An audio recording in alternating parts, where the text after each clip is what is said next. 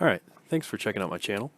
My last video was showing removing my heater core and replacing it. I showed how to take the dash out. That was like I think a 2-week process for me just because of not being able to get outside every day and work on my car. So anyway, took like 2 weeks on and off of doing it because I was ripping the entire interior out and re-insulating the car, re-sound deadening everything. Taking way too much time to do it all. Anyway, so that's done. Everything's working great on it. That was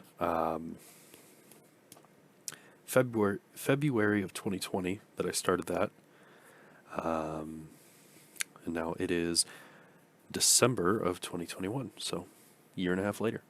Anyway, so getting right into this video. So I'm showing the process of swapping out the gas tank on my car. So I'll run through these pictures quick and then I'll play the clips that I recorded after this. So, got gas, realized the whole property smelled like fuel. Looked under the car, there was a puddle, wasn't good. So the seam of the tank, as you can see here, where it connects, it holds water along that edge and it starts to rust out. So I got a new tank. I painted it with rubberized undercoating so I didn't have to worry about it rusting too much. Had to go inside the car, disconnected the electrical connector, and then you had to take the little cap off here that covers that. I've got a little sound deadening on there just because I have a sound system. You can see all the little wires everywhere. So if you're feeding your return, you really don't have to disconnect those. You only have to disconnect the electrical plug. Put the car up on jack stands. So for the wheel wells, you need to disconnect your brake line. So the easiest way to do that I thought would just be removing the soft line that goes to the caliper, put it in a water bottle so I don't drip brake fluid everywhere, and then you disconnect the bottom bolt on the strut. The bottom of the strut, remove that bolt, and then everything else is connected directly to the subframe. So the whole unit will drop out. Oh, and you have to do your emergency brake cable. So brake line, brake cable, and strut bolt. Everything else drops. You have to pull your exhaust off. These are there's 4 bolts that are the main parts holding the entire subframe in. They have these weird bracket things on them. And then there are 2 kind of retaining bolts that you can kind of see in the picture here. You can see where those go on those little brackets. And then there was the 2 bolts for the struts. You can see I removed I had to remove the little bezel that goes around the gas cap so that would drop down. So that's something you got to do. Here you can see there's a little centering post stud thing, and that's where those larger bolts thread into that hold the subframe up. So there's just 4 of these, and that's it. And then you can see this is where the fill neck and stuff is with all those tubes. This is once you get it out. So it's pretty simple. You can just stick the jack under it and it balances pretty easily. I fully drained the tank, so it went pretty quick. So you can see with these lines, you really don't have to disconnect them up here. You'll disconnect them farther down over here. And you can kind of see everything that I did here. So you get your filler neck. So you just kind of, you can look at this and see what you do and don't have to disconnect. ABS sensors. Those have to be disconnected as well. Just notice those. Yeah. So we'll go to the next. You can see underneath the car how much space there actually is. There's the old tank, so you can see how bad it was. It's pretty crusty. And you can see right in the center, where it's really dark along the top edge of the crease. That's kind of where it was leaking from. So you can see it was kind of, there's a lot of moisture right there. There's the subframe without the tank on it. You can see these tank straps here go across it. You can see about where I put the jack to balance it. And the entire thing balances on that center point. It's very easy if the tank is empty. I don't know how it would go if the tank was still had some fluid in it. So being the curious person I am, I cut the tank open to see what it looked like inside. So this is the bottom half. So you can see that's, you can see where the pump and the housing sit in the tank. So that's kind of form of baffling to keep the fuel from sloshing around and starving your pump if you're going around corners or accelerating or braking hard. Here's the top of it. You can see where the fuel comes in. Some more baffling here. That's about all of it. So I wanted to explain those quick, and then I'll play the clips that I recorded after this.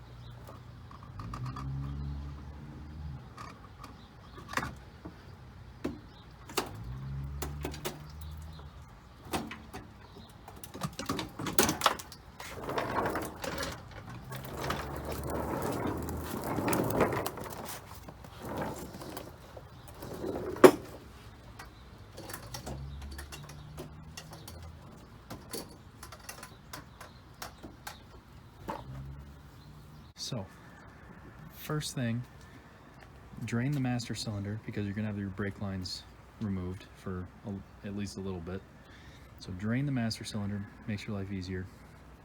Go inside the car and pull out the, unplug the fuel pump, just the electrical wires on the fuel pump. That's all you need to do on the inside. Then put the car on jack stands. You need to remove the center section of your exhaust.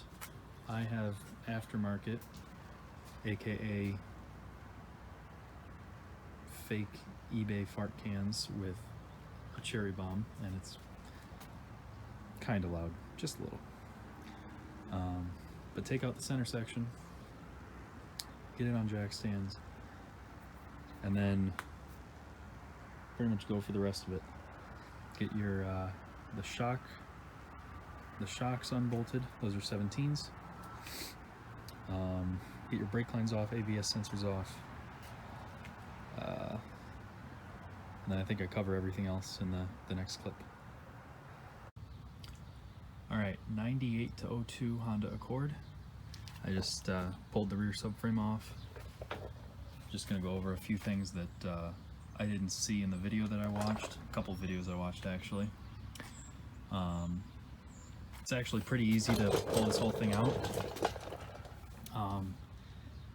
ABS sensors on each side.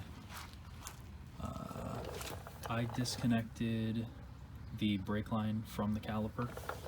This is for disc caliper rear. Disconnected the line there, so I didn't have to deal with the lines cracking or rusting or anything. The fittings on the hoses for the vents and the fill tube, all the clamps are rusted, they wouldn't come off. So there's actually just two 10mm bolts holding this piece in, and it's covered by that piece of plastic there. Pretty easy to pull out. So then this whole piece is just loose. So brake lines, ABS sensors, get the 210s on this. There's a little plug here. I don't really know what this goes to, but I missed that when I was pulling it off, so I got that. Got the Evap system, feed and return lines. I taped one of them on both ends so I know which way to connect it. There's a vent tube that it's kind of buried so you can't get to it very easily. So I just pulled it out of here, goes to here, and it goes into here on this end. So easiest thing to do is just pop this thing open, pop that open, pull that out, pull it out from here, undo this piece, and you're done. So there's 4 lines here. On top you have the 3 8mm, and on my car it's Phillips screws, and I don't remember if they were 8s to begin with or if I changed them over when I changed my fuel pump. As always, make sure the tanks match, which they do. So you have 10mm flange head bolts for the filler neck assembly. You have 8 12s, which hold these little plates on, and then the big bolts are 17s. There's 4 of those, and then you have 2 17s for the bottom of the shocks. As for the plastic shroud, it's got 3 little push clip things, and the actual filler neck is just like a rubber gasket here that'll just pop over the opening. There's these simple little clips that hold it in. So undo those 4 clips and just slide it out, slide it over the filler neck, and you'll get it out just fine. So I'm gonna start swapping it over, and hopefully everything goes back in pretty easily. There's large pegs on the car that will center on these holes here, so you don't really have to worry about that.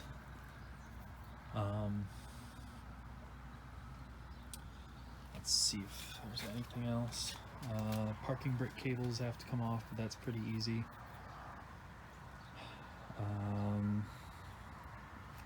I think that's it. Now it's just a matter of swapping over the all the little tubes, which isn't too terrible of a job, and I should be good to go. I'll update as I get farther, and if I catch anything else that is important to know before starting. Thanks for checking out my channel. I hope this video helped if you're looking to do your gas tank, or if you're just looking for something to watch. If you liked it, hit the like button. If you didn't like it, double click the dislike button. Get double points there. If you're interested in more 6th gen Honda Accord content, drop a comment, let me know what you want to see. I have pretty much rebuilt everything on this car, so I know it pretty well. So if you have any questions, drop a comment, and I'll do my best to get back to you.